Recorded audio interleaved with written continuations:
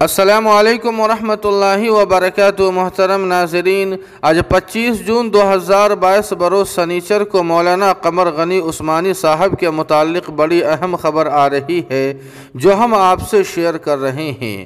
جی ہاں ناظرین کرام، آپ کو بتلا دیں کہ بریلوی مکتب فکر کے بڑے عالم دین تحریک فروغ اسلام دہلی کے صدر حضرت مولانا قمر غنی عثمانی صاحب کو جنوری کے اواخر میں گجرات ATS نے گرفتار کر لیا تھا۔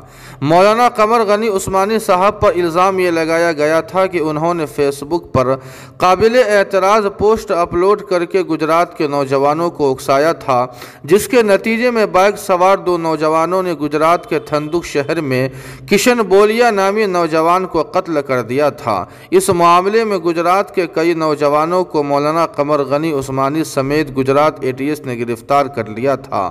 آپ کو بتلا دیں کہ مولانا قمر غنی عثمانی صاحب کی ضمانت کی عرضی کو لے کر احمد آباد ہائی کورٹ میں سماعت ہوئی ہے اور احمد آباد ہائی کورٹ نے ثبوتوں کی بنیاد پر گجرات پولیس کو نوٹس بھیج دیا ہے۔ آپ کو بتلا دیں کہ مولانا عثمانی کا مقدمہ لڑ رہے مشہور ایڈوکیٹ محمود پراچا نے کہا ہے کہ مولانا کی جلد از جلد انشاءاللہ رہائی ہو جائے گی۔ ناظرین کرام، دعا فرمائیں کہ مولانا عثمانی سمیت داعیہ اسلام مولانا کلیم صدیقی اور ان کے رفقا اور ہمارے جتنے بھی نوجوان اور عالم دین جیل میں بند ہے، اللہ پاک ان تمام کو جلد از جلد رہائی نصیب فرمائے۔